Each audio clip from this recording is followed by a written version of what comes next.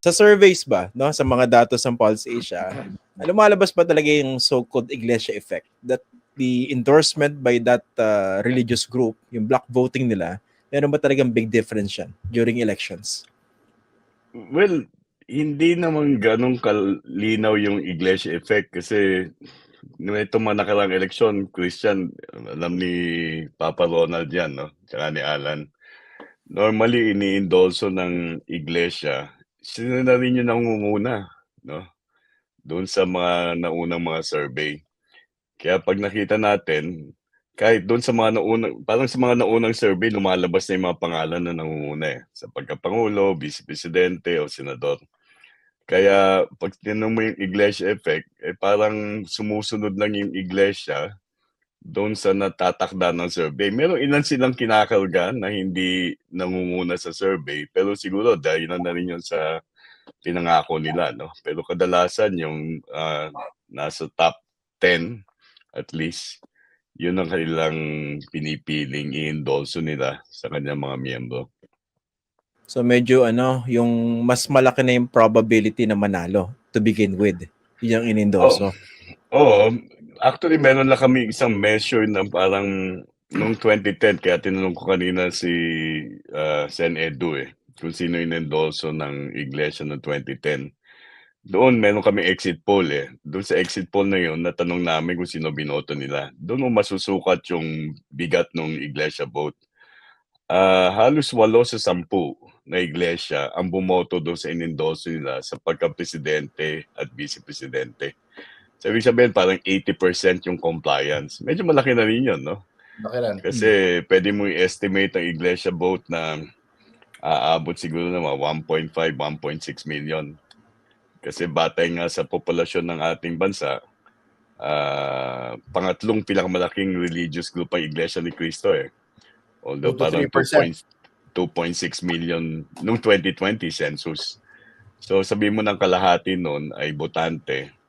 So kung 80% noon, pwede natin pa-compute kay Senedo yan, no?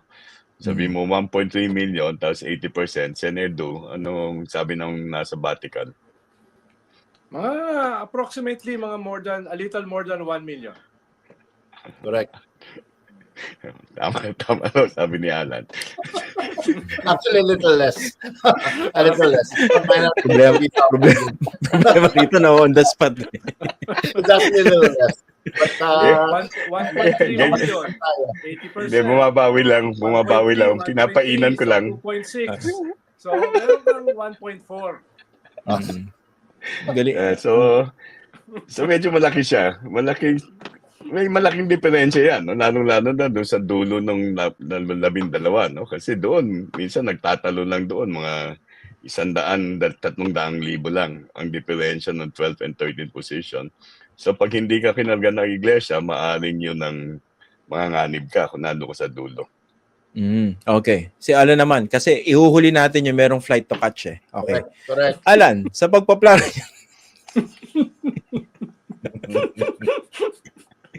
gusto ko yung talagang medyo bumabaliktad yun sa kabay, no? Yung malilate sa flight. Gusto ko ganun Okay. Mabawi ako, grabing kagabi Kawawang-kawawa ako dyan. Okay. Alan, sa planning niya when it comes to election campaigns, no? How do you regard yung so-called Iglesia effect? Okay. Iba naman yung tanong mo sa akin, no? This is about campaign planning. Definitely, kinokort yan aggressively dahil yan, low risk, high reward, yan. Low risk, low cost, high reward outcome pag nakuha mo yung iglesia vote. Dahil sa totoo lang, tama yung sinabi ni Prof. Ronnie and we all know it. Hindi ka naman na-endorso yung iglesia pag hindi ka lamang If you hadn't already done the road work at hindi ka popular, hindi ka naman dadalhin So you court it. Pag nakuha mo, relatively it's not difficult for a popular candidate to get the vote dahil popular na sila. Tapos yung psychological at yung bandwagon effect, the social effect is so big. So the myth is bigger than the actual tangibility of it, no? Big words. Ito na lang. Give me 1 more minute. May tangibility pa ako na nalaman 1 more minute. Nung bata kami, meron kaming tito, si Tito Floyd. tuwing nanonood kami ng basketball, parati nang sinasabi, pag last 2 minutes, kung sino yung mananalo dun sa game. Bilib na bilib kami lahat kay Tito Floyd. Kasi parang napipredict niya. Pag sinabi ni Tito Floyd na panalo, nung tumanda kami, nung medyo nagkamalay na kami, na-realize namin na kaya niya nagagawa yon dahil he calls the games pag last 2 minutes na. So kung sino yung lamang, yun yung sinasabi niyang, yan ang mananalo. Bilib na bilib kami kay Tito Floyd. Pero the truth is, siguro mas nakakabilib yon kung ginawa niya yon before the game started. So ang tunay na INC, if you want to know who the real INC prophet is, ayun, yung nasa Japan na naka-green. Yan ang tunay na propeta ng INC dahil dyan sila nagbabase ng kung sino ang i-endorse nila. Yun lang po. Pero again, paghintayin pa natin si Prof. Edu. Ay, si Senator Edu. Relax muna dyan. Ayun, Alan, sige. Yung unang tanong ko, no, meron ba kayong datos na nakikita kahit papaano yung previous election campaigns kung saan kahit papaano merong... nawala tuloy. Nagtampo. Hindi mo naka-quantify yung so-called iglesia vote. Local, yes. Local, mas siya, mas malaki yung hatak niya in tightly contested races. Kasi whatever you say, 2 to 3% of the voting population, or rather the general population, pag tightly contested yung local race, malaking bagay yung iglesia vote at lalo na sa bandwagon effect. Dahil pag nakita ng botante na dinala ka ng iglesia, ang iisipin nila, ay, yan yung mananalo kasi dinala ng iglesia. So nagkakaroon siya ng ganong klaseng multiplier. So in actual numbers, I wouldn't know the first methodology to start measuring that. But definitely in local elections, just doing the dirty math, may lalo sa tightly contested local elections, may bagay yan, may halaga yan. Okay. Ang gandang segue na, no? Speaking of dirty, tanongin natin si Senator Edu. Sige, your thoughts?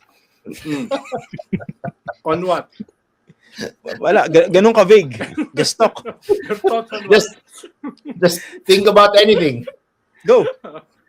Una, may mga ilang variables dyan. Una, tama ba yung sinasabi ni Tocayo na census? No? Sila ba talaga ay 2.7 to 3 million members? Tapos sa ganyan, ilan yung voters? Meron kasing isang PhilAm na summa cum laude ng NYU. Gumawa siya ng research. Ano ba talaga yung deliverables? Ang sabi niya, around 500,000. No? Hindi ko sigurado gaano siya ka-accurate. No? So may mga ilang mga tao na may ganung klaseng mga studies, no? In terms of deliverables ng boto. Ang sinasabi nga nila, yung iba, ang kaya nilang i-deliver ay 3 million votes. Ibig sabihin, lahat ng miyembro boboto. No? Yun yung sinasabi nila. Hindi naman siguro probable yon. No? Hindi naman siguro. Pero kasama yan sa negotiations. Kasama yan sa negotiations. No? Ikalawa ay sa actual voting, sinasabi nga ni Tocayo, ilan ba talaga yung bumoto sa kanila? Siguro yun yung mas accurate. Rather than yung mga claims at saka yung mga researches. No? Ano ba talaga yung actual na bumoto? Yung exit votes. No? Yun yung mga halagang variables. Pero, medyo magaling yung Iglesia ni Cristo. No? Dahil sabi nga ng lolo ko, power is not what you have. It's what they think you have. No? At yun yung usually nangyayari. Nagpapasya sila nung last 3 days. Ibig sabihin, ang dami nang nangyaring survey, ang dami na nangyaring probability. So pinapactor na nila yon. Sino ba yung 10 or 11 na siguradong mananalo? No? Tapos sino yung last 1 or 2 na kailangan yung kanilang 500 to 1 million votes. Sabi nga nito kayo, which can make the difference dun sa mga nasa dulo. Minsan nagkakamali sila dyan sa last 2 Nagkakamali sila. Halimbawa, ng mga previous elections, hindi perfect yung kanilang score. No, hindi perfect. Correct. Kaya tinatansya nila yan, kinakalculate nila. Iba pa yung sa local. Sa local kasi, sa mga tight races, pwede nilang sabihin, kami nagpanalo.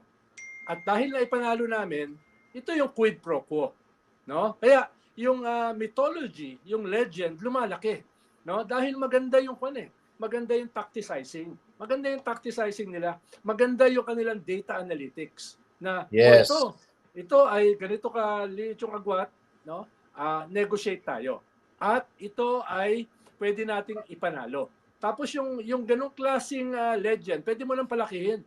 Kami nagpanalo. Ganito kami kalaki.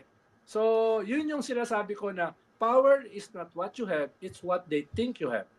Ayun yung mga trabaho nila, Alan eh. Paano mo i-spin, no? Na ikaw ang nagpanalo. Paano mo i-spin na ganito kalaki ang boto mo na actually ganito lang kaliit, no? Kaya ako minsan may reservation ako sa mga PR eh, no? Dahil sasabihin nila sa iyo kung ano yung gusto mong marinig, no? Para may hugot Kung ano gusto mong marinig. At least yung ibang kilala kong PR, hindi si Alan. Alam si Alan, pwede mo Alan, may ginawa ka ba rito? Parang may atraso ka. Hindi kasi kami dinala ng iglesia. Yung 0.1 0.6 movement, di dinala. Kaya may hugot, nagagalit. May lalim mong hugot. Yung kilala kong PR, uulitin nila sa iyo yung gusto mong marinig. At doon sila kumikita, doon sila humahataw, no? Hindi katulad ni Alan na sapat na yung mug, t-shirt at saka yung ano iniinuman mo kanina, no? Yung ganyan, no? The water bottle, bespoke water bottle. Yan. So yun lang, medyo ipag-iba mo pa yung local sa national at ibahin mo rin yung kanilang capacity sa national at saka sa local na i-package na sila nagpanalo, no? Dahil depende yan kung gaano ka nipis eh. Sabi nga nito kayo, gaano ka nipis yung lamang, yung agwat. Pero kung malaki ang agwat, ay medyo mahirap mo i-spin, no? Kaya usually ang sinusuportahan nila ay yung siguradong mananalo. Correct. Siguradong mananalo. Okay. Pwede na ba kami magsalita, Senator? Pwede, no? Pansin ko dahil hinuli siya. Bumabawi, no? Kabawi Hindi ko kayo pagsasalitain. Isasagad ko to. Kahit alam ko may opening na kayo, meron na kayong mga iniisip, hindi ko kayo pagsasalitain. Dahil I can. Power is not what you have. It's what your fellow gentlemen in this StreamYard think you have. Sanay naman ako ng pinagtutulungan. Hindi, kami nga yung kawawa rito. Okay, ang tanong ko naman sa inyo, gaano ba kalaki epekto ng sample ballots? Diba naglalabas ng sample ballots ang iglesia dun sa 11th hour? Tama ba? Who would like to answer?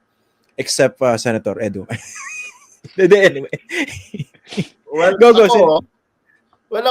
I'll start with the fact that just dovetailing the whole, di ba, yung mga na-discuss ng dalawang Ronald. Again, there's something to be said about somebody who endorses, quote unquote, 5 days before the election. There's something to be said about that. Tapos maglalabas ka ng sample ballot days before the election. Tapos nagbabago pa yung isip mo. Tandaan natin noong 2010, ang in-endorse nila si Senator Manny Villar for president. Literally, i-google nyo po mga manonood, 5 days before the election, they flipped. Dahil lumabas ang kagaling-galing na survey ng Pulse Asia na sinabi na overtake na ni President Noynoy Aquino si Senator Manuel Villar. Biglang 5 days before the election, naging si Pinoy na ang in-endorse ng INC. So, there's something to be said about a group. Again, as Senator Edu says, the perception is probably bigger than the reality. The mythology is the word he used. That's how you build the myth, di ba? You pick the most likely outcome, you call it, nagmukha ka biglang propeta. So, I don't know, man. Causality ang dito eh. Mga taga-UST alam yun. False causality.